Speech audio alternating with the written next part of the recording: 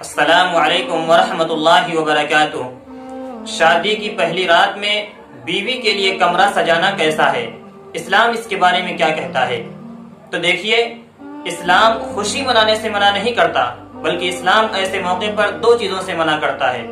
Number ایک، دوسروں کی مشابہت اختیار کرنے سے، یعنی ایسے موقع پر جو چیزیں دوسرے مذاہب والے اختیار کرتے ہیں ان چیزوں کو اختیار کرنے سے اسلام منع کرتا ہے۔ حدیث کے اندر آتا ہے من تشبہ بقوم فہو منہم، تو ایسے موقع پر جو جس طریقے سے دوسرے لوگ خوشیاں مناتے ہیں اس سے ہمیں بچنا چاہیے۔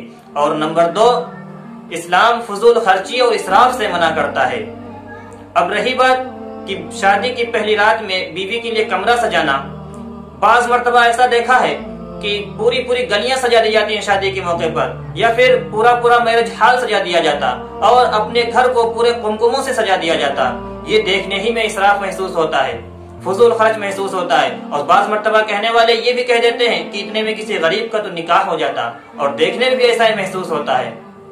تو یہ تو فضول خرچ اور بیکار کا کام ہے، لیکن چونکہ یہ تمام انبیاء علیہ السلام کی ایک سنت زندہ کی ہے، تو اپنی بیوی کا کمرہ سجانا، یہ جیسے کہ اپنے کمرے میں پہلے سے 4-5 لائٹیں لگا رکھی تھیں اور مزید ایک آدھ کا اضافہ کر دینا، یا بہت ہلکا پھلکا کچھ اس میں خرچ کر دینا، اس کی مذہب اسلام اجازت دیتا ہے کہ اگر کچھ تھوڑا بہت اس میں اضافہ کر دیا جائے، جس کمرے میں بیوی آ کر رہے گی اس کمرے میں تھوڑا بہت اضافہ کر دینا، اس سے اسلام منع نہیں کرتا، کیونکہ تمام انبیاء علیہ السلام کی سنت ہے۔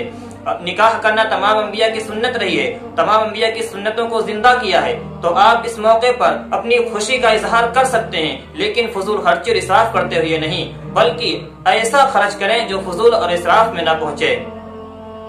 کیونکہ حدیث کے اندر کیا آتا ہے کہ سب سے بہتر نکاح وہ نکاح ہے جو خرچ کے اعتبار سے کم ہو، یعنی اس میں سب سے کم خرچ کیا جائے۔ جس نکاح کے اندر سب سے کم خرچ کیا جاتا ہے وہ سب سے بہتر اللہ کے نزدیک ہوتا ہے۔ تو بہرکیف جو سوال تھا وہ میں نے آپ کا حل کر دیا۔ السلام علیکم ورحمۃ اللہ وبرکاتہ۔